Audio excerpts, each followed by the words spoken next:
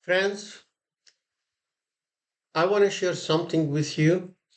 I expanded my friendship base only for one reason, because I want to deliver a message for the younger generation. As we are born and get older, we go through a lot of experiences, some good and some bad. We pay for this experience with time, money, and sometimes blood. If you have the opportunity to learn from our experience before we pass, you have saved yourself a lot of money, time, and other valuable, priceless things. My only reason for expanding my base is to reach out to the maximum number of people. If you are with me, please stay. If you are not with me, unfriend me. If you like what I'm about to say will change your life, and if you like what I'm about to say, share it and ask others to do the same.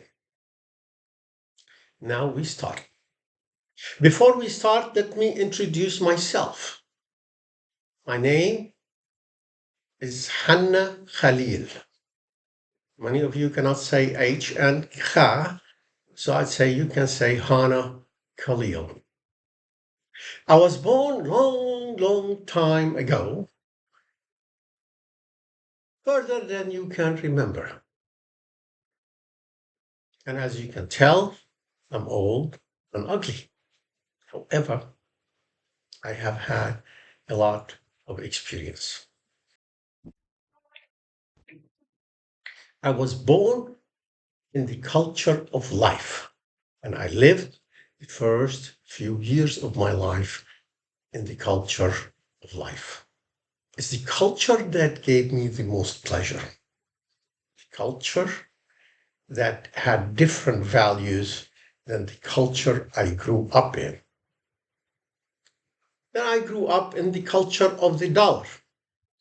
And in the culture of the dollar, I mastered that culture. And I did better than 99% of the people. Can you hear this? Better than 99% of the people. In the culture of the dollar, the most important thing in your life is the dollar. Meaning, you'll do anything to make the dollar. You can go in and you can wipe out competition. You can do whatever you get away with. It's not like I did this, but most of the people in my uh, group that have been very successful, as the culture of the dollar, you value success by how much money you make. Now, in the value of life and the culture of life, your goal is happiness in life. And everything you do to achieve that goal. Just two different cultures, and for every culture, it's good and it's bad. So now I'm going to take you on an airplane flight. Some of you may have heard about it at some point. There is a Boeing 747 flying over Africa from the east to the west in midair while the plane was flying smoothly. The weather was perfect. It was barely dawn, it's the sunrise. And the sun is behind them, and the plane is over the Sahara Desert. There is a pilot, an experienced pilot, had flown that route for 30 years. He is very experienced and had a lot of knowledge. There is another co-pilot on that plane, and he is only started a few years ago, so he got long ways to go to accumulate the same experience. So now The co pilot, the unexperienced co pilot, looks at the sensors and he noticed that the plane is running out of fuel. He looked at the pilot and he says, Captain, we're running out of fuel. Something is wrong. In his head, the captain, he come from the culture of the dollar. Born in it, grew up in it. In his mind, he calculate the numbers and he say, I've got 200 to 300 million dollar in this aircraft. So I think the sensors are wrong because I have filled this car. I started on a full tank and it should take me through. So I'm going to ignore the sensors because in his head, he wasn't even thinking about his own life or the lives of the 500 other people because in the culture of the dollar, he need to save the plane.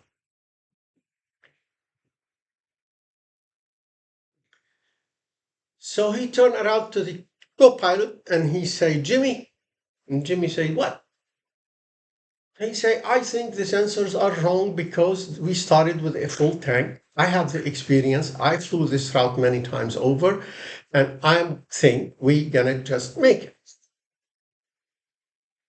His face goes pale. Jimmy now goes pale. He said, what if the sensors were right? What can we do to verify? In his head, this unexperienced young pilot, he ran the numbers in his head and he said, I have 500 people on board.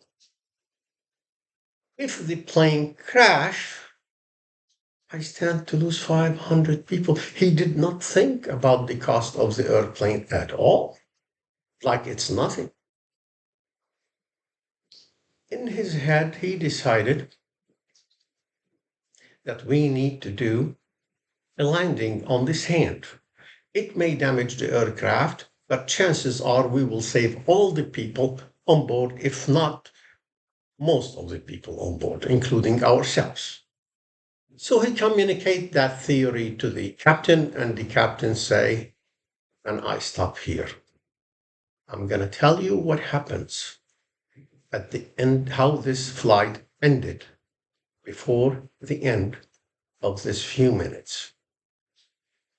I just want to highlight the culture of the dollar here and the culture of life and how the culture of the dollar works and how the culture of life works. At the end of the day, you're going to decide for yourself which culture you belong to. And then you're going to have to live in harmony with your culture. And if you live in harmony with your culture, you are going to be a happier person and more successful person. So we stop and we visit the two cultures. I'm going to start with the culture of life, where human life, happiness, connection, connecting with nature, with friends, with values, with the inner self, away from material things. We find satisfaction by enjoying the things we do, not necessarily the thing we acquire. And the happiness comes from achieving the goals of everyday living, no matter what they are, with regard to other people and to ourselves. Give me a second here. I'm going to take a break.